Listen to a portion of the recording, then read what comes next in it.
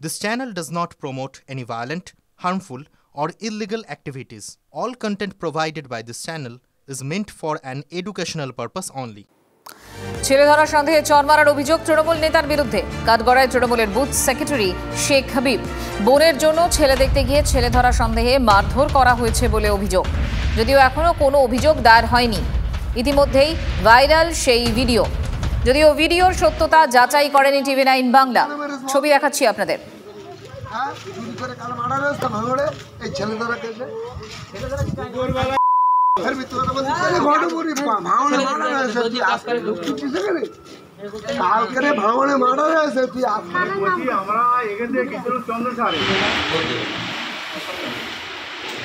আমাদের প্রতিনিধি সত্যজিৎ এই মুহূর্তে আমাদের সঙ্গে রয়েছেন। সত্যজিৎ, কি জানা যাচ্ছে এখনো পর্যন্ত, পুলিশ কি বলছে?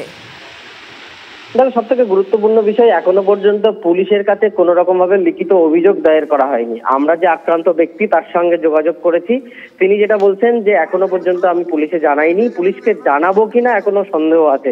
সেই বিষয়টা তিনি বলছেন। কেন তিনি একেবারেই যে কেন তিনি পুলিশের কাছে যেতে চাইছেন না, আমরা দেখেছি এমন ঘটনা হলেই পুলিশের দ্বারস্থ হন প্রত্যেকেই, কিন্তু এক্ষেত্রে আক্রান্ত ব্যক্তি তিনি পুলিশের কাছে কেন যেতে চাইছেন না তার কিন্তু কোনো কারণ আমরা খুঁজে পাচ্ছি না। তবে পুরনো দিনে বিগত বেশ কিছুদিন ধরে কলকাতা পুলিশ আসার পরে ভাঙড়ের পুলিশের ওপরে সাধারণ মানুষের যে আস্থা, সেই আস্থা কোনো একটি জায়গায় বিনষ্ট হচ্ছে এবং সে কারণের জন্য এই আহত ব্যক্তি তিনি যেতে চাইছেন না বলেই কিন্তু প্রাথমিক পর্যায়ে আমরা জানতে পারছি।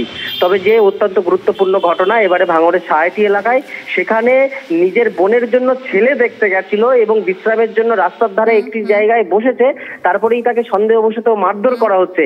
এমনও ঘটনায় কিন্তু সাধারণ মানুষ নানা রকম প্রতিক্রিয়া দিচ্ছে, আর তাতে করেই সাধারণ মানুষের ভূমিকা নিয়েও প্রশ্ন তুলছেন এলাকার বেশ কিছু সাধারণ মানুষ। পুলিশ কোনো পদক্ষেপ করে কিনা অবশ্যই সেদিকে নজর রাখো। সত্যজিৎ, আপাতত ধন্যবাদ তোমাকে। পরের খবর, ক্যানিংয়ে আইএসএফ এবং তৃণমূলের মধ্যে সংঘর্ষ, গুরুতর জখম 5 তৃণমূল কর্মী সমর্থক, এমনটাই খবর। ক্যানিং মহকুমা হাসপাতালে চিকিৎসাধীন জখম তৃণমূল কর্মীরা, দুজনের অবস্থা সংকটজনক। ক্যানিং থানার হাটপুকুরিয়া পঞ্চায়েতের ডেভিসাবাদ গ্রামে শোরগোল। তৃণমূল কর্মীদের বেধড়ক মারধর করা হয় বলে অভিযোগ। অভিজ্ঞান নস্কর আমাদের সঙ্গে টেলিফোনে রয়েছেন, আমাদের প্রতিনিধি। অভিজ্ঞান, কি আপডেট? তোমাকে জানিয়ে রাখি যে গন্ডগোলের সূত্রপাত গতকাল রাতে সেখানে ক্যানিং থানা এলাকার হাটপুকুরিয়া গ্রাম পঞ্চায়েতের দেবীসাবাদ গ্রামে সেখানকার মুজিবুর রহমান সর্দার নামে একজন তৃণমূল কর্মী, তিনি পেশায় ব্যবসায়ী। তিনি যখন দোকানে টাকা দিতে যাচ্ছিলেন, অভিযোগ যেটা রাস্তায় তাকে ধরে বেধড়ক মারধর শুরু করে এবং যাদের বিরুদ্ধে অভিযোগ যে তারা এলাকার আইএসএফ বলে পরিচিত। যখন তাকে মারধর করা হয় সেই সময় তাকে বাঁচানোর জন্য ওই কাঙ্গার স্থানীয় যারা তৃণমূল কংগ্রেসের যে সমস্ত কর্মী সমর্থক রয়েছেন তারা তাকে বাঁচাতে যায়, এমনকি পাল্টা তাদেরকেও পর্যন্ত মারধর করা হয়েছে। সব মিলিয়ে 5 জন তৃণমূল কর্মী সমর্থক তারা আহত হয়েছে, তার মধ্যে 2 জনের অবস্থা আশঙ্কাজনক রয়েছে। রাত্রেই তাদেরকে চিকিৎসার জন্য রক্তাক্ত অবস্থায় কার্যত নিয়ে আসা হয়েছে ক্যানিং মহকুমা হাসপাতালে, সেখানেই তারা চিকিৎসাধীন রয়েছে। আপাতত ধন্যবাদ।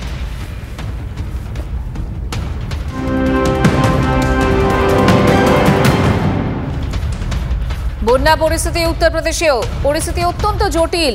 12 জেলায় বন্যা দুর্গত। মোরাদাবাদ, লখিমপুর, পিলভিটের অবস্থা অত্যন্ত খারাপ।